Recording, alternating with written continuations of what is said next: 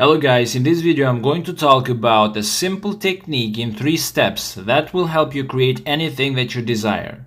So many times our mind finds it very hard believing in something that the senses do not already confirm. If your eyes, your body and everyday experiences say that your desire is not here yet, the mind immediately resists imagining that it is. This is why so many people feel stuck in their present circumstances, and to break this cycle, Neville has a very direct technique that we can train the mind to experience events before they actually occur, to accept as real something not yet seen in the outer world. So the undisciplined mind finds it very difficult to assume a state which is denied by the senses. Here is a technique that makes it easy to encounter events before they occur, to call things which are not seen as though they were. And people have a habit of slighting the importance of simple things, but this simple formula for changing the future was discovered after years of searching and experimenting. So before going into the steps, I want to say something. So most people have minds that are not trained. When your mind is not trained, you automatically believe only what your physical eyes and body are telling you. If your senses show you something opposite of what you want, for example, you want wealth, but you see an empty wallet, your untrained mind will immediately say, I can't believe I'm rich, and I clearly do not have money. And an undisciplined mind is a mind that has not learned to direct its focus. It reacts automatically to external things. So what it sees, what it hears, and what it touches. If the senses say you do not have this, the undisciplined mind believes it immediately because it has no inner control over its thoughts. And an undisciplined mind is one that cannot imagine something different from what it sees right now. It is stuck in the evidence of the senses. So this creates tension and conflict. The person feels a desire for change, but their mind keeps reinforcing the current reality because it cannot move away from what the senses confirm. And the gap between what is wanted and what is seen produces frustration, hopelessness, and sometimes even a belief that change is impossible. So this shows that without mental discipline, the emotions and thoughts remain chained to the present facts, unable to imagine or sustain a new state.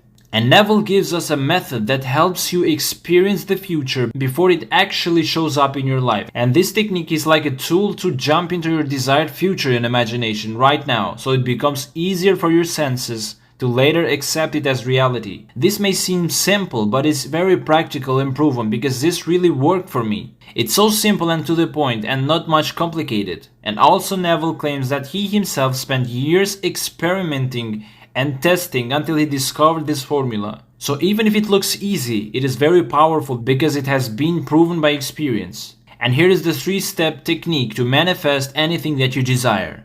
The first step in changing the future is desire. That is, define your objective and know definitely what you want. So clarity of intention is very important. The human mind is naturally reactive. It tends to drift, get distracted, or latch into fleeting thoughts, worries, or external circumstances. So if you do not have a clear and precise goal, your attention becomes scattered and the mind starts sending mixed signals to your subconscious, which is the part of you that shapes habits, emotions, and ultimately reality as you experience it. It is very important to define your goal. People often want things in a vague or half-hearted way, and this creates tension and frustration because the mind senses a gap. The conscious mind is saying, I want this, but the emotional and its subconscious mind is unsure or distracted. And defining your objective means precision. It is not enough to vaguely hope or wish. The brain and the mind responds better to specific mental targets. And know definitely what you want means certainty, and the subconscious mind responds more powerfully to certainty than to uncertainty. And uncertainty creates internal conflict, self-doubt, and hesitation, which are all emotional states that block progress. And having a desire, a defined goal is very powerful because that activates the mind to start constructing a future. So without clear desire, your thoughts will wander. And that is why many people remain stuck in repetitive cycles, never realizing their true potential. So if you do not know what you want, your mind cannot create a clear picture. So step 1 is clarity of desire. And secondly, construct an event which you believe you would encounter following the fulfillment of your desire. An event which implies fulfillment of your desire, something that will have the action of self-predominant. So once you have clearly defined what you want, the next step is to create a small specific scene in your mind that shows that desire has already been fulfilled. This is not just any scene or random daydream, it must be a scene that naturally follows the achievement of your goal. This is very important because the human mind is more responsive to concrete experiences than abstract ideas.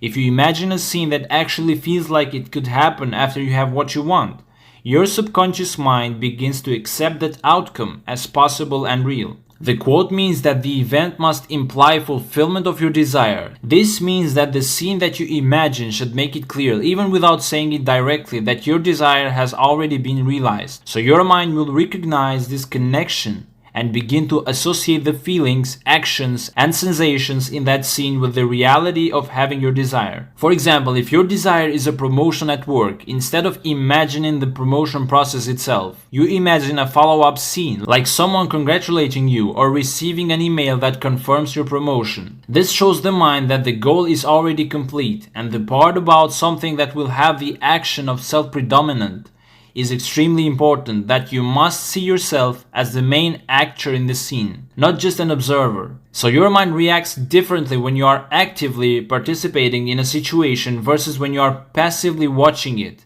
So when you are imagining yourself performing the actions in the scene, hearing the words spoken to you, feeling the sensation, noticing the reactions of others, your subconscious mind begins to register the experiences as real. And this creates the feeling of ownership and certainty, and your mind starts to know what it is like to already have what you want, which reduces doubt and resistance. So in simple terms, after deciding what you want, make a short mental movie in which you are actively experiencing something that can only happen after your goal is achieved. And make sure you feel yourself fully inside the scene, as if it is happening right now. And this is how your mind starts to accept the reality of your desire. And the third step, immobilize the physical body and induce a condition akin to sleep.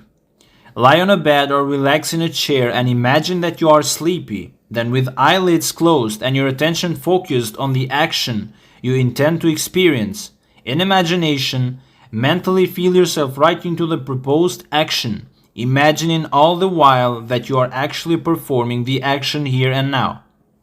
So after you have clearly decided what you want and constructed a scene in your mind that shows your desire fulfilled, the next crucial step is to physically and mentally prepare yourself to experience that scene as if it is real. So first, immobilize the physical body and induce a condition akin to sleep. This is very important because your conscious, logical mind is normally very active during the day. It constantly analyzes, judges, doubts, and reacts to everything that your senses report. And if you try to imagine your desired scene while your mind is busy thinking about problems, plans, or reality as it is now, your imagination will be weak and ineffective. So by relaxing your body completely, lying down, sitting comfortably, and feeling drowsy, you quiet the conscious mind. You are essentially creating a state where the mind is receptive and suggestible, which allows the imagination to take over. And this is why Neville calls it a condition akin to sleep. It is not fully sleep, but a drowsy, relaxed state where your attention can be directed inward without interference. And next is very important, closing your eyes and focusing your attention on the action that you intend to experience. And this is the moment where you shift all your mental energy from external reality to your inner world. And by closing your eyes and concentrating fully on the scene, you block distractions and allow your imagination to become vivid. So attention is a form of energy. Whatever you focus on repeatedly strengthens neural pathways in your brain. And the more focused you are, the more real the imagined experience becomes to your subconscious mind. And then mentally feel yourself right into the proposed action, imagining all the while that you are actually performing the action here and now. Many people make the mistake of simply watching a scene in their mind, like watching a movie. But that is not good. You have to step fully into the scene as the main actor, actively participating in it. When the brain is made to feel the emotions, sensations, and actions of an event as if it is real, the subconscious does not distinguish it from actual experience. And this generates a sense of certainty, joy, and familiarity with the desired outcome. Your mind begins to accept the scene as actual reality, which reduces doubt, fear, or resistance. So you need to get your body completely relaxed, quiet your conscious thinking, focus all your attention on the scene of your desire being fulfilled, and fully immerse yourself in the experience as if it's happening right now. And make your mind and emotions feel that it is real. And this is the bridge where imagination starts influencing your subconscious mind and begins shaping your outer reality. So you must always participate in the imaginary action, not merely stand back and look on. But you must feel that you are actually performing the action so that the imaginary sensation is real to you. It is important always to remember that the proposed action must be one which follows the fulfillment of your desire. And also you must feel yourself into the action until it has all the vividness and the distinctness of reality. For example, suppose your desired promotion in office. Being congratulated will be an event you would encounter following the fulfillment of your desire. Having selected this action as the one you will experience in imagination, immobilize the physical body and induce a state akin to sleep, a drowsy state, but one in which you are still able to control the direction of your thoughts, a state in which you are attentive without effort. Now you need to pay attention. Here are two important key points you need to remember. First, the action that you imagine must be something that naturally happens after your desire is already fulfilled. You must be in it from the inside, already experiencing. For example, if your goal is a promotion, you do not imagine filling out the application or waiting for the results. Those belong to the before stage. It's not the final stage. So instead you imagine a moment that can only happen after the promotion is real. And congratulations is the perfect example because no one congratulates you for something that hasn't happened. And this matters because your subconscious mind accepts the implication of the scene more strongly than the words that you tell yourself. So if the scene implies it is finished, your mind takes that message as truth. And this example shows the power of implication. A congratulations scene automatically implies success. And emotionally it also triggers feelings of happiness, pride and relief, and all of which strengthen the impression in the subconscious mind. So your mind links the event with the sense of it is already done. And second, you must imagine the scene until it has the vividness and distinctness of reality.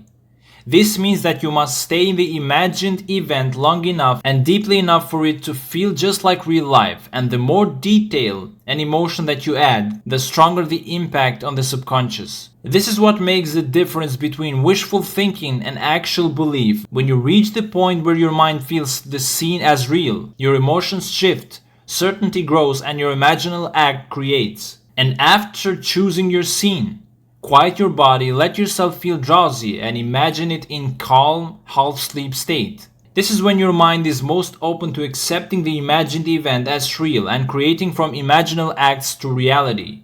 Okay guys, this is one of the best ways to create wealth, success, love, or whatever you desire. You just have to decide for something that you want to have. And after deciding, follow these steps shown in this video, and I'm sure that you will succeed. Thanks for watching.